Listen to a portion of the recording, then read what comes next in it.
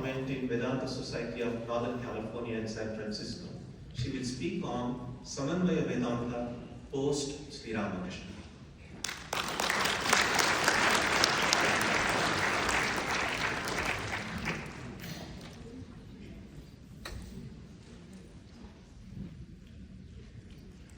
Revered Swamijis, my dear sisters, friends, good evening and thank you. I would like to thank all the organizers of this event and express my admiration for your deep shraddha. We are all have been expected to analyze all of these complex systems over thousands of years within maybe 20 or 25 minutes. Thank you for this challenge. When the organizers asked me to speak on Samanvaya Vedanta post Sri Ramakrishna, they put a little condition. The Samanvaya between the three main principal schools of Vedanta. Now when I heard that topic, although I don't know Bengali, I thought, Hari Baba.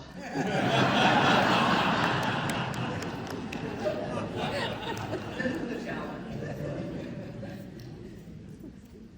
I'd like to make one statement that has been made previously before starting.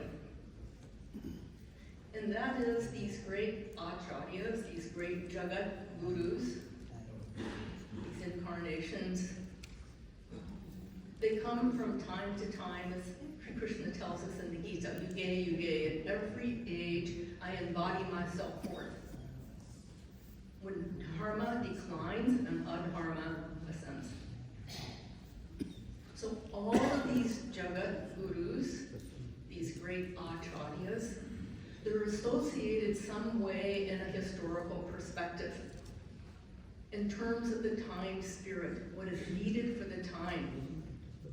What was needed in Shankara's time in the 8th century is certainly changed from what we need in the 21st century. And this is the beauty of Sri Ramakrishna and Swami Vivekananda's message for this age. In every age, the eternal truth, this Sanatana Dharma, flows down the river of time. But the forms change, the message changed. You know, Sri Ramakrishna said for this age, the Dasgupta medicine for fever, this famous allopathic medicine in the 19th century, that was the way. If we reverted to the old way, we would die before the cure. And again he said, the coins in the Mughals' time has no cash value for the current time.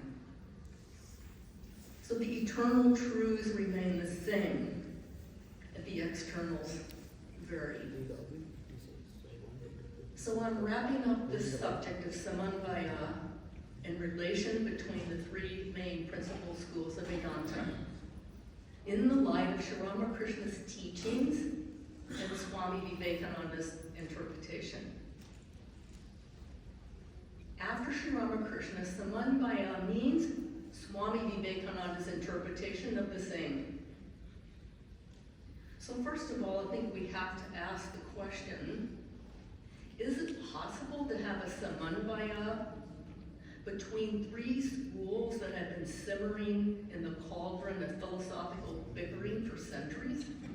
How can we have a Samanvaya? If we base it on the exalted experience of the ancient rishis and munis in the Vedas and the Upanishads, absolutely, Samanvaya is a given. But in our everyday world that is dominated by endless intellectual debate, metaphysical analysis, and logic among these schools without direct experience of truth, no, Samanvaya is not possible.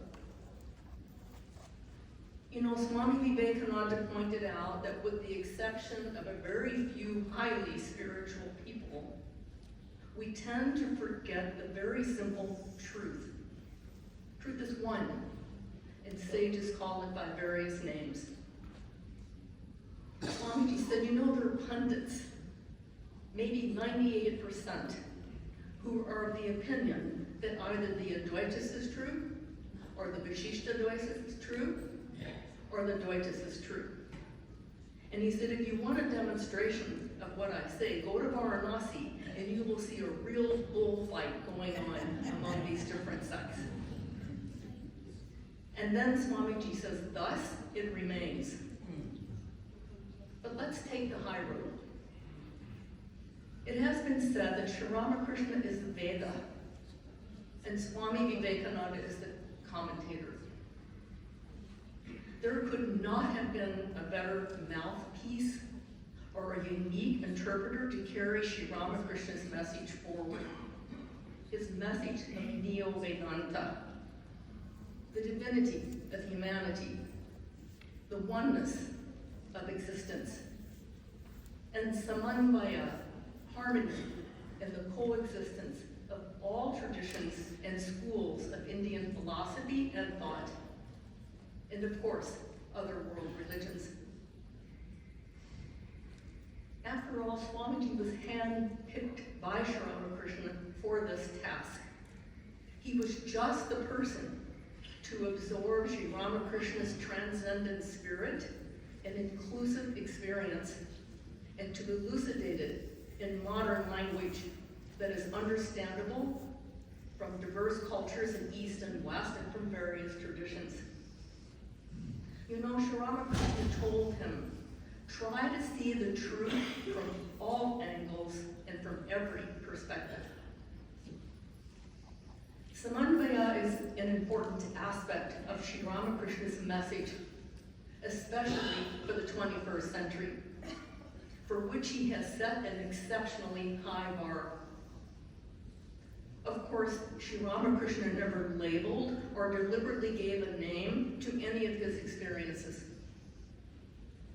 Perhaps he didn't even know the meaning of the word Samanvaya, but it was a fact in the spiritual realm that he discovered. It is we who categorize, philosophize, talk, and name things. Sri Ramakrishna simply experienced the truth as it is, not as philosophy defines or classifies it. He said, no one has ever been able to say what Brahman is, no matter what school or philosophy. In the Taittiriya Upanishad, we know, yato vato nivartante, apravya manasa saha. So speech and mind went out in search of this truth, but had to turn back.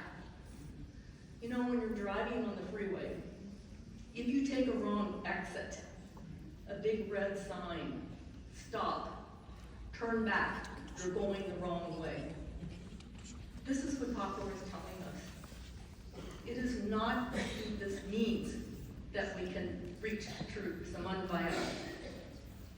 Now another point.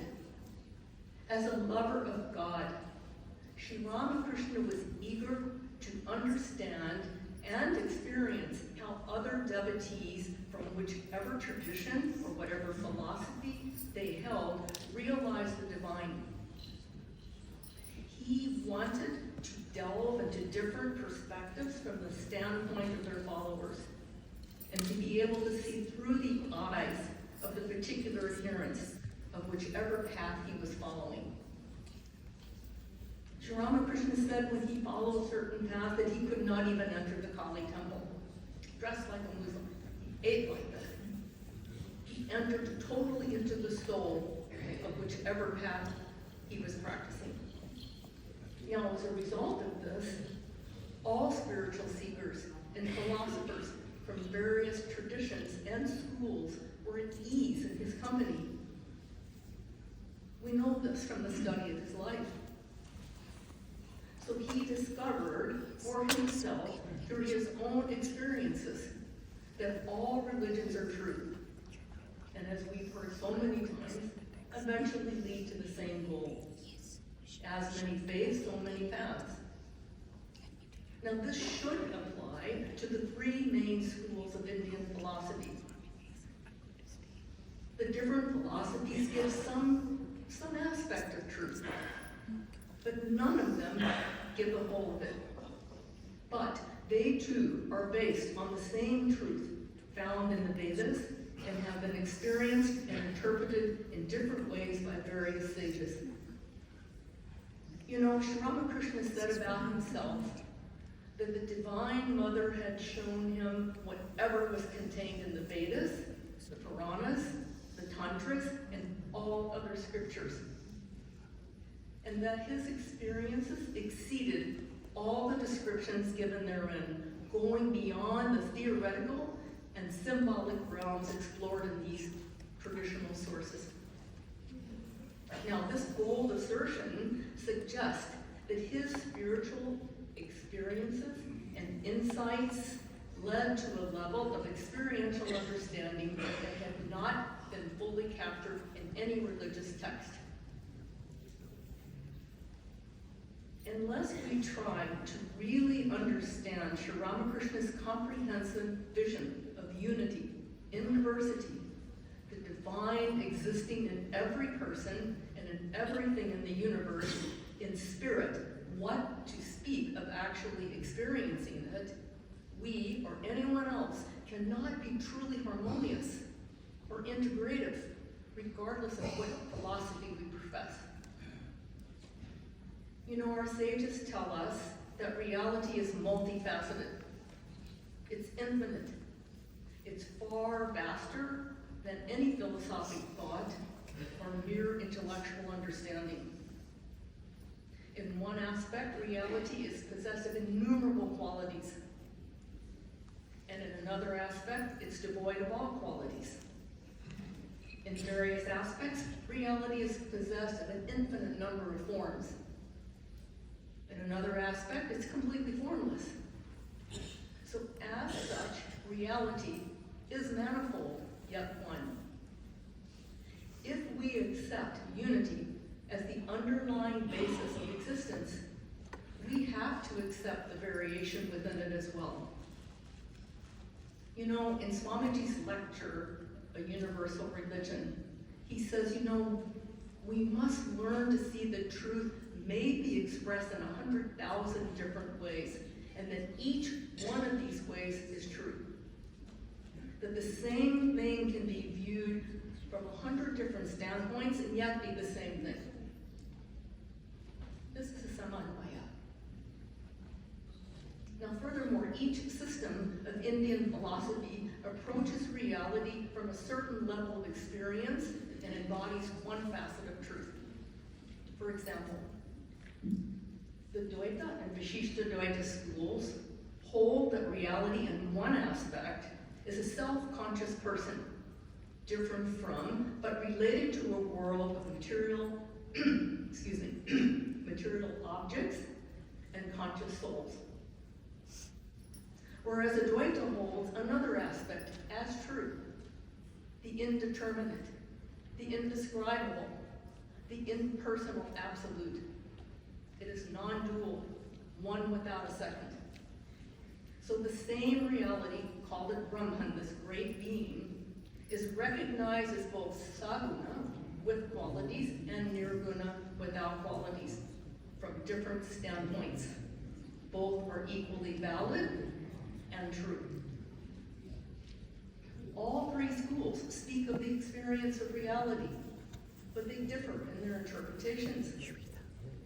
You know, Sri Ramakrishna never classified or categorized spiritual experience or limited experiences to stages, such as this is the highest, this is the lowest, etc. Maybe we can call this philosophical hair splitting. Actual experience is the gold standard in spiritual life. Swamiji tells us that religion's not in talk, it's not in theory, it's not an intellectual assent. It's realizing in the soul of my soul that I'm a spirit in relation with the universal spirit and all of its great manifestations. You know, Samanvaya is often described as the integration of these diverse philosophical and spiritual principles into a unified whole. It's never antagonistic, but rather complementary. It signifies the harmony, the integration, and the reconciliation of seemingly disparate elements, even conflicting ones, into a unified whole. So Samanvaya goes way beyond mere tolerance to genuine acceptance and a deeper appreciation of the interconnectedness of diverse elements, encompassing the idea that different perspectives and traditions can coexist and complement each other. However, it is not eclectic as we usually think of it. A little of this, a little of that, the best from each philosophy. In other words, it's actually unity within diversity, a phrase that we freely use and perhaps do not understand the real depth. It's an acceptance of each philosophy, not as we think it could be, should be, ought to be. We accept it as it is. So the ideal in Samanvaya is that it's presented that we hold firmly to our own spiritual convictions, but we accept and appreciate the convictions of others as equally valid. Now this is the snag. But it's how we can put this high ideal into practice. As such, Samanvaya plays a crucial role in contemporary philosophical and spiritual discussions by promoting a cohesive understanding among varying belief systems. Now, the integral aspect of this understanding is direct intuitional experience. It has nothing to do with opinions, beliefs, doctrines, particular philosophies, or intellectual erudition. Truth is many and one simultaneously. It is possible to have different visions and experience the same truth from various standpoints. Ramakrishna is an example of this par excellence. Now, different levels of genuine experience reveal various characters of the infinite reality, leading to a richer, fuller, more comprehensive experience. That reality has no limit, it has no boundary, or any other qualification. Now, there are innumerable texts are available in the Upanishads that illustrate this profound truth. Some Upanishads emphasize the identity of Brahman, the world, and the individual, whereas others emphasize their mutual differences. But they are all equally valid, though from different levels of experience. Now this, of course, is the sticking point. This is the stumbling block for many in ancient times as well as now. How can two or more philosophical schools with so many differences, beliefs, practices, goals, all be simultaneously true? And furthermore, how can they be harmonious when they're so different? If my philosophy is true, how can yours be equally true? We all think differently. Men and women throughout the world have worked in various areas, academic areas, technological areas, achieving amazing results for the betterment of humankind. But somehow when it comes to religion or spiritual philosophy, it's often just the opposite. And we all know what Swami Vivekananda said, there's been more bloodshed over religion than the world wars. When someone else holds a diverse view from mine, can we not just accept that both are true from different angles? Swamiji gives that example of photographing the sun from different perspectives. Every single photograph is a photograph of the sun, but if you look at them as fragments, it appears to be different. We need to be able to agree that we disagree. That's the bottom line. Why does one school of philosophy have to be considered superior to another? According to whose experience?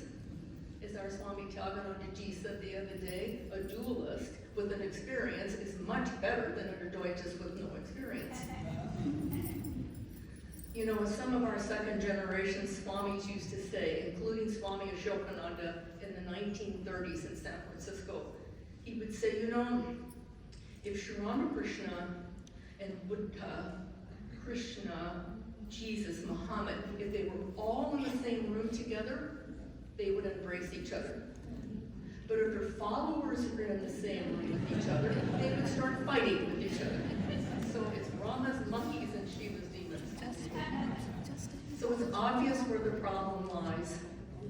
And it certainly is not with the God, men, and women who actually experience the truth in various ways, but with those who just interpret it, speculate, and then argue about it.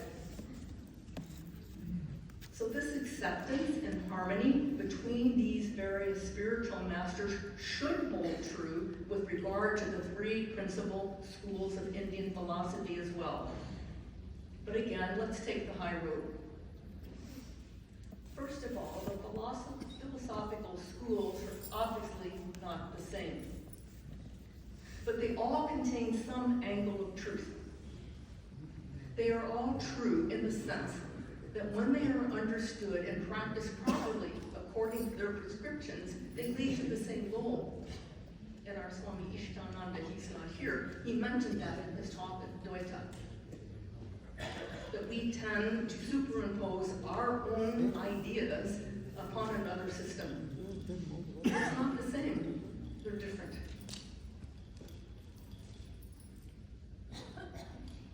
They all speak of certain levels of experience. And as experiences, no matter how limited or how sensate the experience may be, it's true for the time being. Of course, the question is, how long is it true? Is it true in the sense that it's permanent as sat, or is it true in the sense that it's temporary as asat? So all the schools are true. Why should they not be harmonious? The human factor. This is the reason. This is the primary reason. But if the philosophy accepts and is based on the recognition and acceptance of all genuine experience, it will be in a better position to synthesize various systems of philosophy. And as such, a synthetic philosophy has the support of the Vedas and the Upanishads. Sometimes this is called synthetic Vedanta, Samanvaya Vedanta. In Sri Ramakrishna's language, it is Dharma-Samanvaya. And he concluded that Dvaita, Vasishta Dvaita, and Advaita merely represent different levels of spiritual experience, and the view of reality held by each school was true at that particular level of experience. There was no conflict. He never made invidious distinctions between them or condescending remarks about them, as others have done and continue to do. Sri Ramakrishna saw the unity. Everything was positive. He did not deny anything. In Swami Vivekananda's letters and in a number of his lectures from Colombo to Almora, he said a great deal about this. He emphasized that there was absolutely no need for any quarrel between different schools or sects, and that the ancient books declare that the differentiation between them is only apparent. In spite of all these differences, Swamiji said, there is a thread of harmony, that beautiful unity running through them all. And further, he declared there is a difference in the interpretation, in the explanation of these spiritual principles, and that difference should be there and should be allowed, he said. For our standard is not to bind everyone down to our own position. What freedom Swamiji has given. Swamiji, as Sri Ramakrishna, was convinced that these various schools of Indian philosophy are not contradictory to each other. How magnificently Swamiji interprets Sri Ramakrishna's experience. The Vedas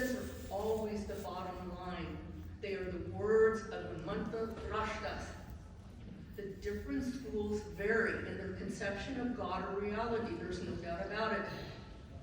But all accept an infinite power, regardless of whatever name they may give it. They differ in their views of the relation between soul and God, but all accept that the soul is pure, perfect, and infinite in power. However, they all differ regarding the experience of reality and the individual's relationship to it. Repeatedly, Swamiji emphasizes the inner perfection that remains untouched by anything in the external world or the inner world of the mind of every individual, regardless of whatever philosophy we follow. The mighty word of spirituality in India, according to Swamiji's Anubhuti, its realization. The Lord has to be seen, as he said, bold, brave words indeed, but true to the very core. Religion is to be realized. It must enter into us. It is only by following the path to truth, as described by Swamiji, devoid of sectarian or philosophical differences and quarrels, by acknowledging the differences in temperaments and the needs of the followers of different schools, can Samanvaya actually be achieved. As Swamiji declared, we need not go into text torturing any sort of religious dishonesty or grammatical twaddle, or trying to put our own ideas into texts that were never meant for them. The task becomes easier if we can grasp this adhikara bheda, this differences according to one's qualifications, and if it's understood properly. So in conclusion, we can say it is the inherent harmony of the Upanishads that unites Dvaitist, Vishishta Dvaitist, and Advaitist. There are the eternal underlying principles, such as the unity of an unchanging consciousness that is the same for all three schools, but interpreted differently. Therefore, these schools should build upon one another and complement each other, contributing to a more comprehensive understanding of truth. We can at least strive to find similar points where we all agree in this vast unity and diversity, an ocean of unbroken consciousness, and positively emphasize these areas. This openness of mind ultimately leads to an expansion of consciousness, where even in this life, relative existence is conquered by those whose minds are firmly resting in the sameness of everything. For God is pure and the same to all. Thank you.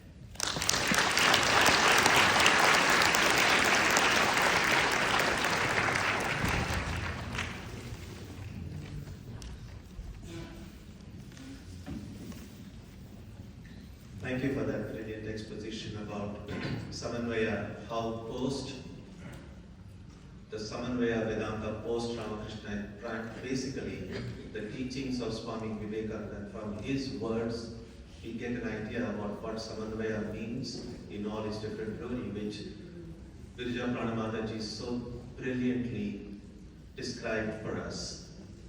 One of the important points that struck to me was when you said that experience is really the foundation to discover that harmony.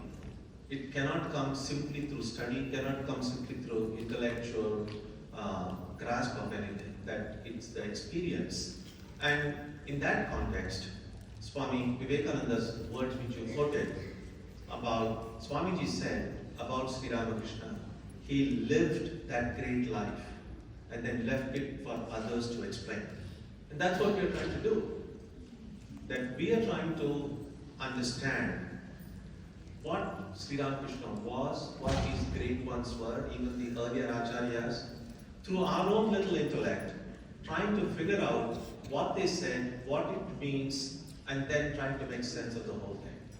And one of the things that we have discussed both yesterday as well as throughout today, the questions that have often come up is about whether God is personal or impersonal.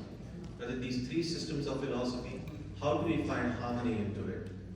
One statement that Swamiji, actually this is what he wrote in a letter to his disciple, J.J. Goodwin.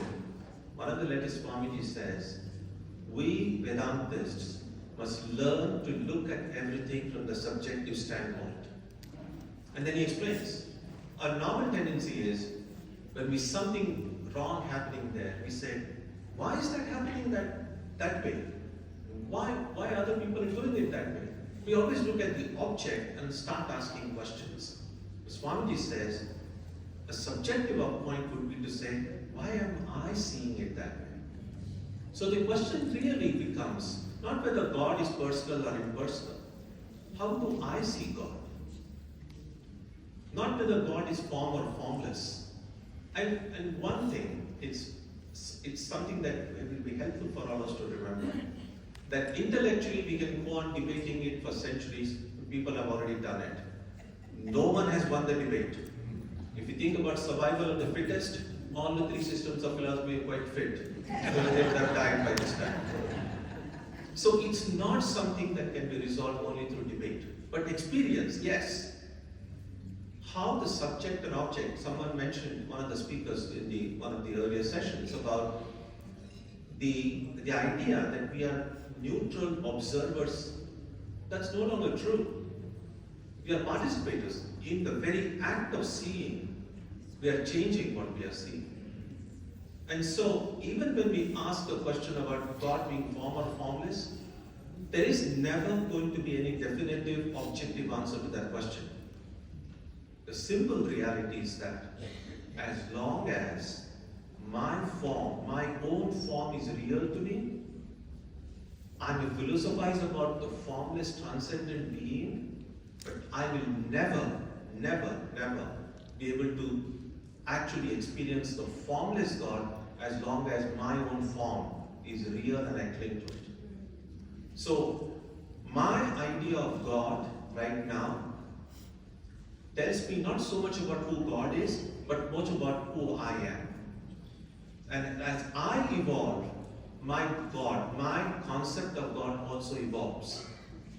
The more my own personality recedes into the background, the personality of God will also recede in the background.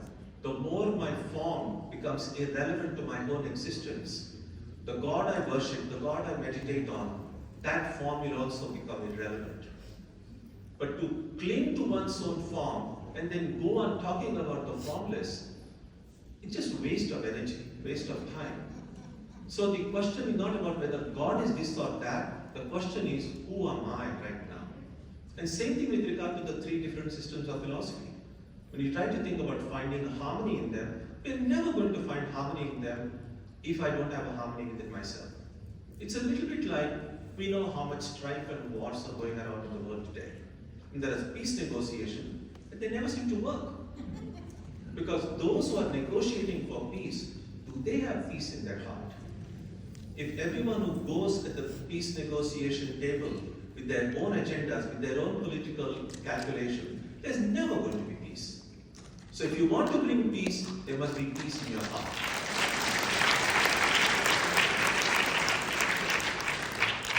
The harmony already exists. We don't have to bring it about.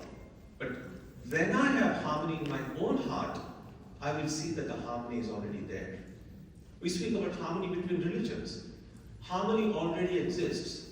What doesn't exist is the lack of harmony in our own hearts. So the more we learn to look at things from a subjective way, then many of these questions about personal, impersonal, Dvaita, Vishishta Dvaita, all of that will get that is a much better and a clearer resolution. Because all ultimately just comes down to who I am. Because these discussions, as I said, objectively will never end. But you and I, we are not going to live for centuries, at least in this body.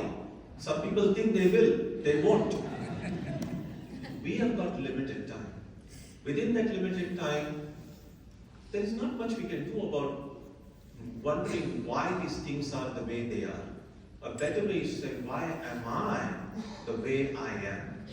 So the more we take Swamiji's words to heart, that we learn to look at everything from the subjective standpoint, that has a much better way of bringing Samanvaya not only within us, but to the extent we succeed in doing so, we'll bring that Samanvaya first of all in our own family, in our own neighborhood, and ultimately in the whole world. So a lot of it remains with us. So my immense gratitude to the ideas and insights presented today by Swami Ishatmananji Maharaj, Swami Sarvadevananji Maharaj, and Pravrajika Virajaprana Mataji. There is so much food for thought we received today, and it's now your time to ask questions. Ask some tough questions for a change. Ishatmananji said, we escaped once, now we won't. Thank you. Raju Kureda ji, Rajji. Yes sir, did you find your bag?